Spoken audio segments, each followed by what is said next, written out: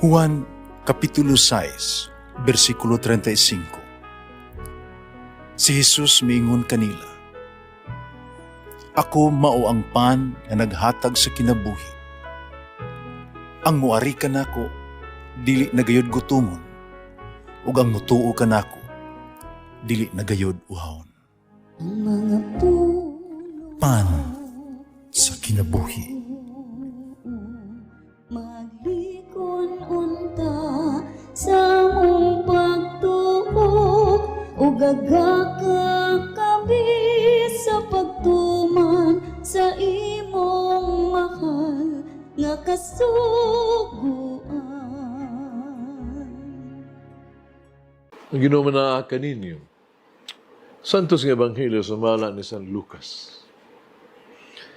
Usa ka gayon ni Ana, dito sa Jesus sa usa ka lungsod diin may usa ka taong nga sanlahon. Sa iyang pagkakita kang Jesus, mihapa siya sa tubangan. Napakiluoy nga nag-ingon, "Sir, kung buot ka, makaayo ka kanako." Nya gihikap siya ni Jesus ug giingnan, "Buot ko, kung maayo ka." Diha-diha naayo ang sanlahon. O gisugo siya ni Jesus. Ayaw kinisugilon kamisan kinsa, kundi lakaw dayon ngadto sa pare. Pagpahiling kaniya. Unya paghalad sumala sa gisugo ni Moises, aron pagmatuod sa tanan, nga naayo ka na. Apan, mikaylap hinuon pag-ayo ang malita mahitungod ni Jesus. Ug daghang mga tao nang adto sa pagpamati kaniya, ug aron maayo ang ilang mga balatian. Panmiadto sa Jesus sa mga dapit, nga awao, ug didto, nag-ampo siya. Ang Ebanghelyo sa Ginoo.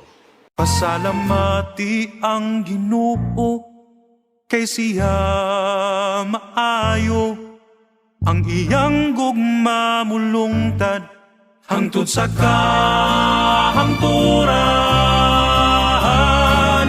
Pasalamati ang Diyos sa tanang mga Diyos, ang iyang gugma malungtaron.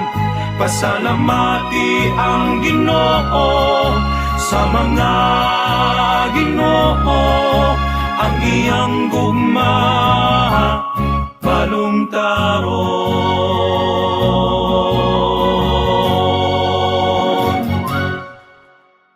Nasa mga ibang bation kung ikaw isalikwa ka sa mga higala tungod lang kay ikaw doon na kay mga sakit sama sa sanla.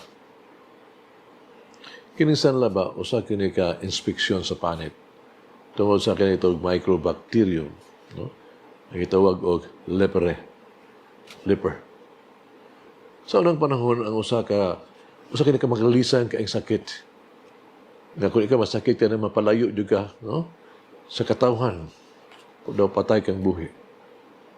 Apan, ang sanla karon dali na maayo. Karon panahon na.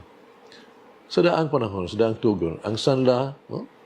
The Old Testament, gitawag kini labing karaan, labing tawag sakit kini. Sakit kini, ay bisan kinsa mag-antos na ini, isalikwa diyan sa katulingban, makaulaw, hugaw. Ang usa ka mapintas nga stigma, nalambigit sa sanla, mawang sayo nga pagtuo nga ang tao, nga bisan kinsa siya, na matikdan ni ini, nga sa kibatakdan ini sa kita, gisilutan sa Dios. Dilita sila angay matingala, dilita angay matingala nga, kanunay gyud nga si Jesus, ayuhon niya mga sanla. Kaya sila gud makasala kung linupigan. Ang mga sanlahon, nag-aayo, og si Jesus bisulti kanila. No? Kining sanlahon ng Ebanghelyo karon, usa higayon. Lakaw, ipakita ang imong kaugalingon sa pare. Tinuod gayon, ang physical o spiritual nga kaayuhan sa usa ka tawo, wang tinguha ni Jesus alang sa matag usa kanato. Ang salahon, may bati, nagisalikwa siya sa katilingban. Sa katapusan, gigako siya sa usa ka maluluyon ug mapausanon nga kasing-kasing sa Dios. Ang sadlahon nag-antos nining makadaot nga pagbati, pasagdang, dagmalan, silutan, discriminated. Karon gidala na siya pagbalik ngadto sa katilingban. Ibay-abi og giayos siya ni Jesus. No? Ang hikap ganit siya ni Kristo sa iyang mga kamot. Ug naghatag og kinabuhi sa mga pulong, lakaw, paghimo sa imong halad. Oo, usa ka halad sa pagpasalamat alang sa imong bag-ong kinabuhi. Si Jesus adunay kasing-kasing alang sa mga likway ug nawala. Nagaplagan ini ang dalan ngadto sa kasing-kasing sa sanlahon. Nagtuaw sa lawom nga pagtuo ug lawom pagtuo kang Jesus. Sir, puwang pa niya, kung gusto ka, gusto nimo. Kini nagakaplag sa iyang lugar. Sa bisan kinsa, gisalikway. No? Sama sa kitawag ito, bugod sa kolor, discrimination ba, kultura, kahimtang sa ekonomiya, kakabus. No? Ang kasi ni Jesus, nangita sa dalan sa bisan kinsa, no? Kaya ingong nawala nga karnero. Maunang ipangita kaniya. Wala masabti og sayop nga sa paghukom. Matugutan ba nato ang kasing-kasing ni Jesus sa pagpangita sa dalan paingon kanato? O mahimo ba sama sa kita kaniya na bukas maluluyon nga mababihon sa mga dinagdaog? O ba mga tao nagtrabaho diha sa mga drug rehabilitation center, no? AIDS, no? Is IV center, orphanages, no? Alang sa mga lugar, sa mga tigulang, wala kapaingnan. Espesyal sila sa mga tao. Sama sa mga misyonero o mga religyoso. Para nila.